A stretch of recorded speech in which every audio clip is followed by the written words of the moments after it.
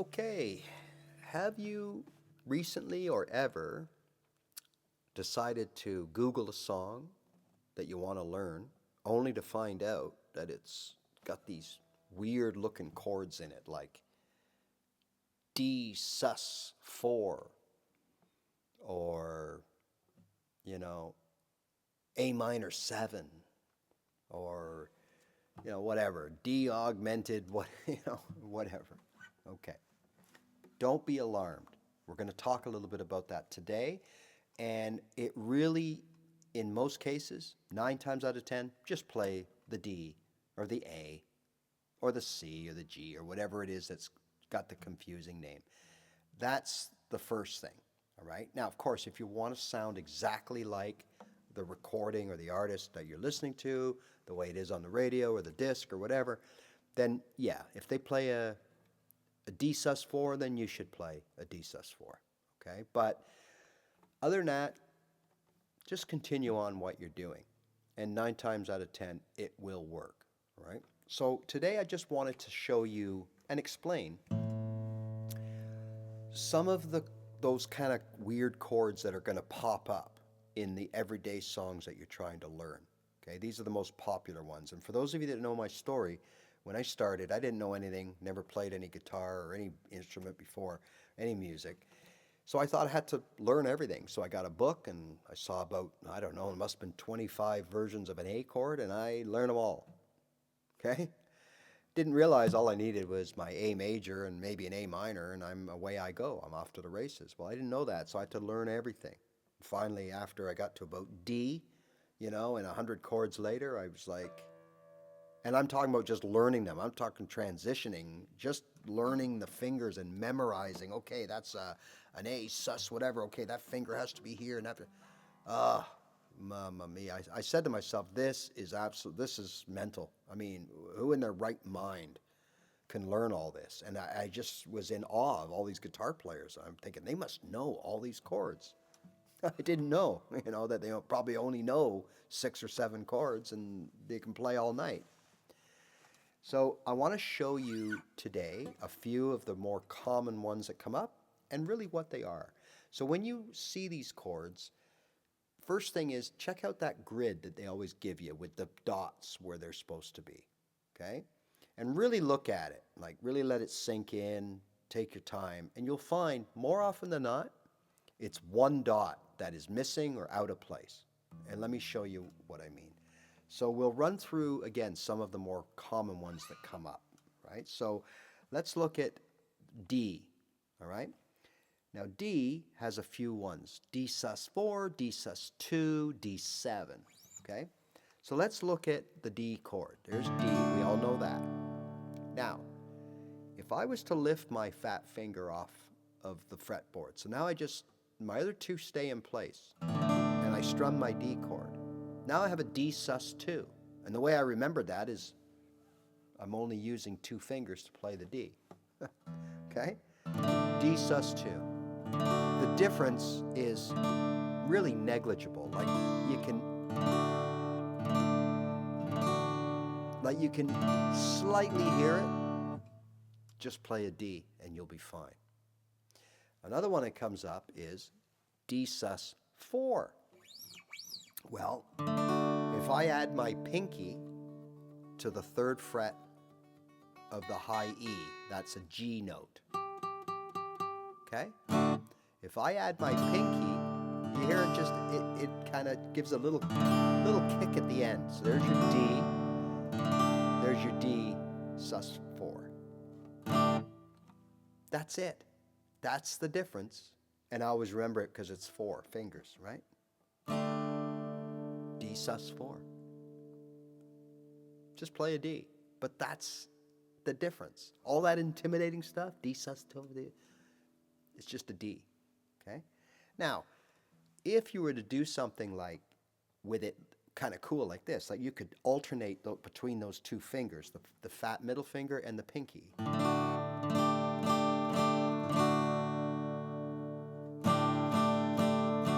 See what I'm doing there? I'm just alternating.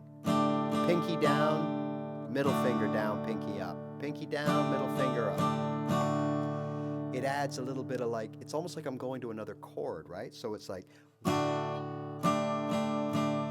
I'm playing 3 chords there, right? I'm playing D, D sus4, D sus2. Like, you get 4 chords out of 1. Now, sometimes when I used to listen to a song, I'd go, oh, they must go to another chord. So I'd try every chord after the D and realize, no, there's something wrong. It doesn't sound. All they were doing was just sussing.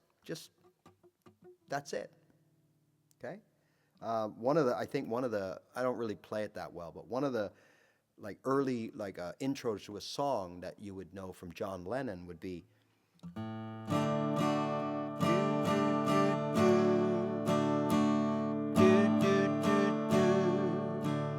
from Double Fantasy, woman, I can hardly express, whatever, okay? But I mean, just little ways to use it that way, right? And that's all it is. If you were to just play a D throughout the whole thing, that would be fine too, okay? But again, if you want to sound exactly, then you have to kind of do what they're doing, right? But that's how easy it is, right? Let's look at the A, because some come up in the A, okay? So we have our A chord. Now, if you see something that says A sus4, okay, don't be alarmed. All you got to do is take the ring finger out of those, you know how we do our A, so we have our D, G, and B string all fretted, all in the same fret, like there's all squished together in that fret. Just take the ring finger and slide it over to the 3rd fret. See that you get that little E again at the end right there? So there's my E. Here's that sus, right? That's it. That's the only difference. If you bar, so if you play your A this way, then you would use your ring finger. So there's the A, barring those 3 strings, and there's your sus. Right? So it adds a little something. Okay? Now, some of the other easy ones that do that would be, something like A7. Okay? So there's our A. If we just lift our middle finger, I know it's hard to tell with the camera, but if we were to just lift that and leave our 2 on the A, we have an A7. I play it with these 2. So I leave the string gap in between these 2 fingers instead of these 2 fingers. Right? So instead of playing it like this, I would play it like that. Because then I have my pointer that I could go to something else.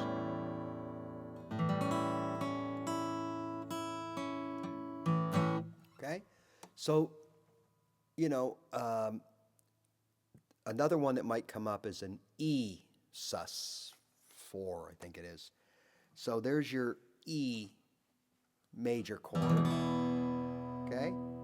You notice we have our 2 fingers on the A and the D string. Okay? So if I move the pointer finger and say, move over, boys, okay, and I shift these 2 down, so it looks like an A, but 1 string up. So there's my A. If I move everything 1 string up, okay, I have an E sus4, I think it is. Okay? All you guitar aficionados are going to yell at me if I was wrong, but I'm pretty sure that's an A sus4. Or an E sus4, sorry. Right? So that's the one that's probably radically different in a way, because even though it's still only 1 finger, we have to make some adjustments the way we play it, right? It's close. So there is a reason right there don't panic, okay? You can play an E, an A, and a D in place of any of these chords. But moving into intermediate C, higher beginners, it's a good idea to learn your 7th chords, okay? So you've heard of A7, B7, C7, D7, E7, right? F7. It's a lot of times, especially in blues, it'll be all sevens. It'll be E7, A7, D7. That'll be your chord progression, okay? Because they have that kind of like upper sounding sound to them, right? So you have your E chord, then you have your E7. We just lift the ring finger off. Again, just one change. Just lift the ring finger. Now we have an A7, or an E7, sorry. And if we take those two fingers and move them down one, both of them, we have an A minor 7. E7, A minor 7, E7. Remember the A7 chord? So if we do that,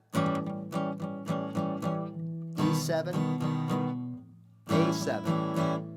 And then the D7, we take these two fingers, move them down one string, put our pointer on the B string, first fret.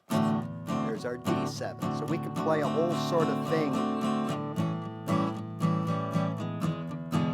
with minimal movement, okay? E7, A7, D7. It's all right there, okay? C major chord, if we take our pointer finger off, we have a C7, okay? Here's our G chord. If we take our pinky off and add our pointer finger, E string, first fret, we have a G7. That's it. Usually, I think D7 might be used a little more with regular chords because it has that sort of pushing effect that it feels like you're pushing to change to another chord. Like you might play a G, right, and a C, and then you go to the D7, E, like it's like that the car that you're maxing out on the gear before you shift up and it goes lower again, right? So the D7 is probably one of the most commonly used 7 chords with regular chords. But other than that, most of them, or a lot of them times, they're just played all 7s. So you'll get like a blues thing of an E7, A7, E7, A7, D7, A7, and then E7, right? Like it'll all be 7 chords, right? So those are chords that as you get in towards intermediate, it just allows you to play with a different texture. So you're still playing A, E, D, but you're playing A7, E7, D7. And it has a different sound to it. That's it. All right? So I just wanted to throw that out there because most of the time, you know, I used to do it. I'd see the chords and I'd just turn the page or flip through and say, I'm not learning that. I don't know what a D sus4 is.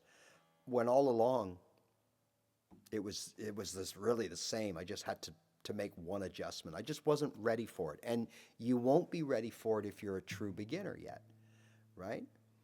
But once you get that foundation, that fretting, especially that left hand, you get that fretting hand, it's just a matter of sitting there one night, okay, I got to move these 2 fingers down. There's my D7. I'm playing a C. Okay, I keep this planted. I just come with these 2 fingers down there. There's my D7. That's all it is. So it's just something else we got to put into muscle memory. So I just wanted to point that out to you guys. Again, everything that we do here is pretty simple and straightforward. I think you'll agree. And this is no different. Right? So first rule is, when in doubt, just play the regular letter, the chord. And after that, take a look at those diagrams, and 9 times out of 10, it'll just be one dot, either missing or it's out of place, and you just have to move accordingly. As usual, if you like what you seen and heard and all that, um, hit the subscribe and come along for the ride, and let's see if we can get you playing some pretty good guitar as soon as possible. Um, and I'll be back shortly with something new and exciting. All right? See you later. Have a